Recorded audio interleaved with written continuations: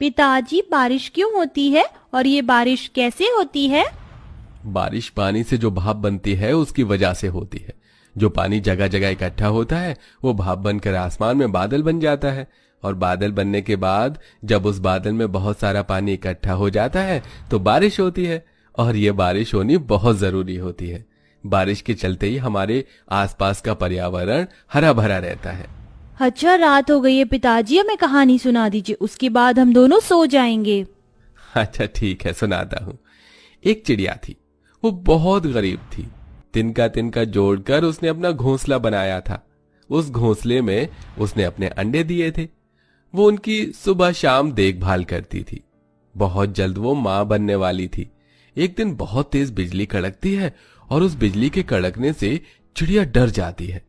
वो डर के मारे अपने अंडों को अपने पंखों से छुपाने लगती है। उसे डर था कि कहीं ये बारिश की वजह से उसका घर टूट न जाए। आगे क्या हुआ पिताजी? आगे फिर अचानक से बहुत तेज बारिश आई। आंधी तूफान की वजह से चिड़िया का घोंसला टूट गया, और उसके अंडे पेड़ से गिरकर नीचे टूट गए। बेचारी चिड़िया कई दिन तक रोती रही। वो पूरी तरह हिम्मत हार गई थी। फिर एक दिन उसने अपनी हिम्मत जुटाई। उसने अपने लिए सही जगह घोंसला बनाने का फैसला किया।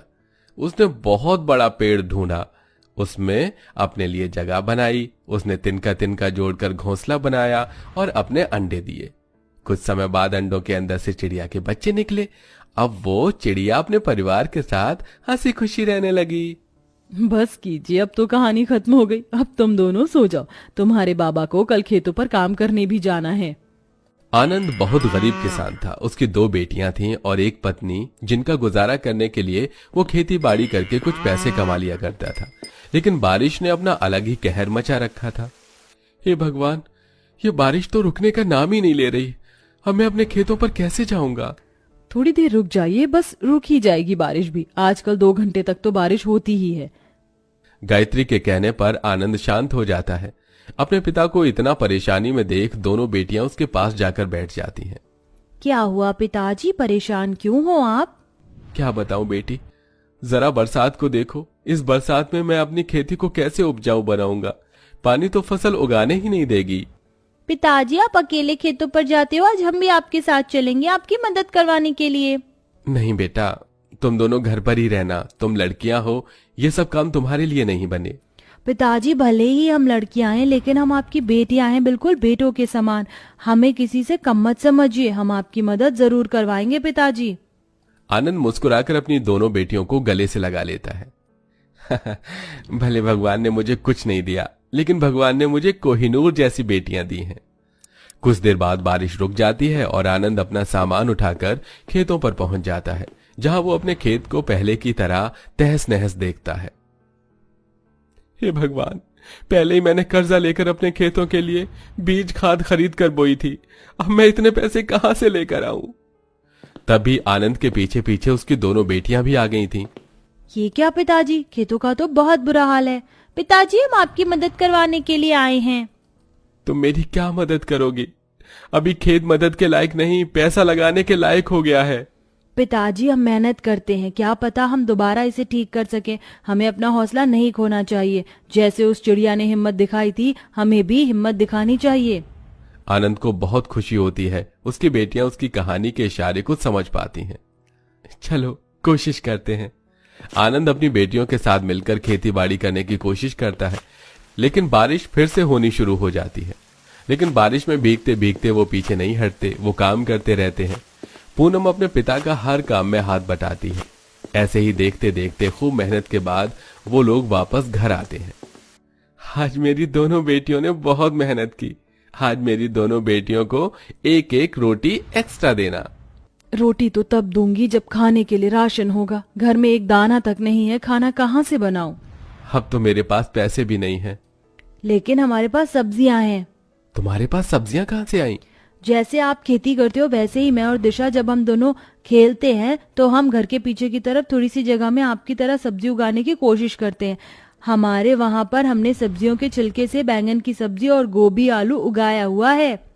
ये सुनकर गायत्री और आनंद दोनों हैरान होते हैं। बाहर बहुत जोरों से बारिश हो रही थी। वो दोनों भीगते हुए अपने घर के पीछे की तरफ जाते हैं, जहां उन्हें थोड़ी सी जगह में बैंगन, आलू, गोभी नजर आते हैं।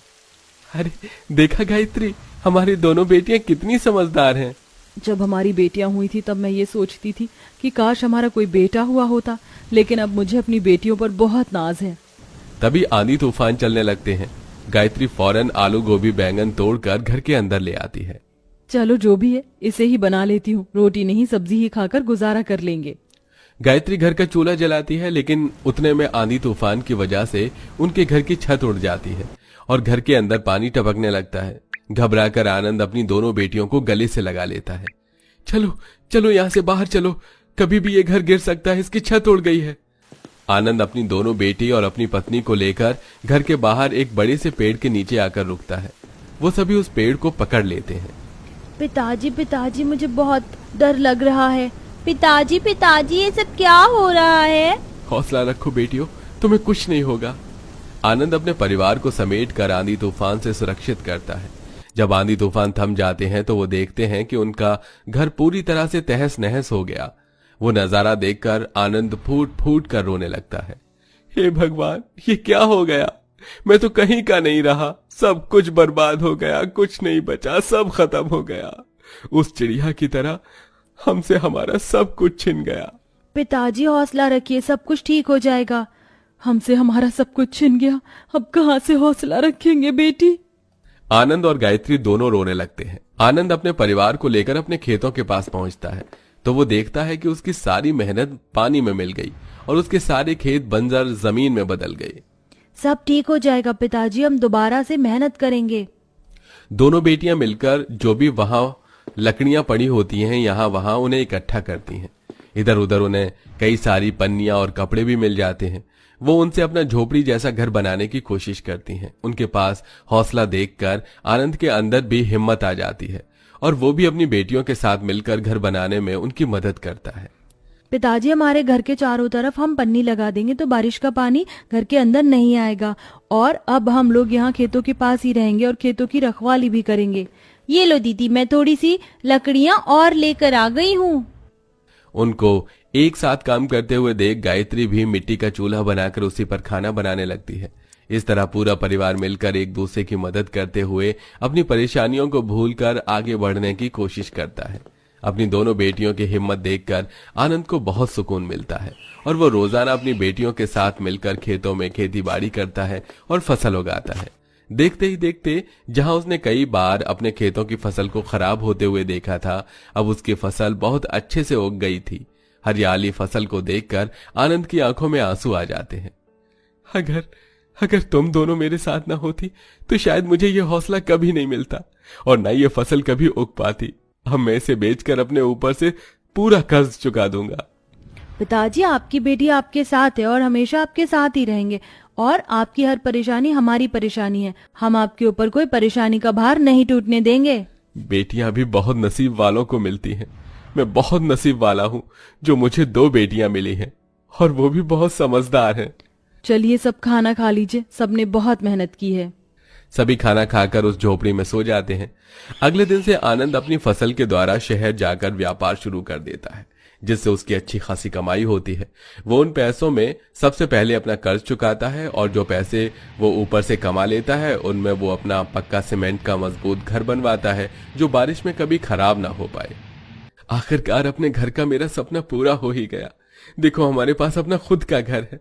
अब बारिश की एक बूंद भी इसके अंदर नहीं आ पाएगी और हम लोग आराम से रह पाएंगे। हाँ पिताजी, आपने बिल्कुल सही कहा। और अब से तुम अपने स्कूल और कॉलेज भी जाना शुरू करोगी। मैंने तुम्हारी फीस भर दी है, अब तुम सारा ध्यान अपनी पढ़ाई में लगाओगी। हाँ, इस तरह आनंद अपनी बेटियों को खूब पढ़ाता है और अपनी सभी परेशानियों को खत्म कर लेता है।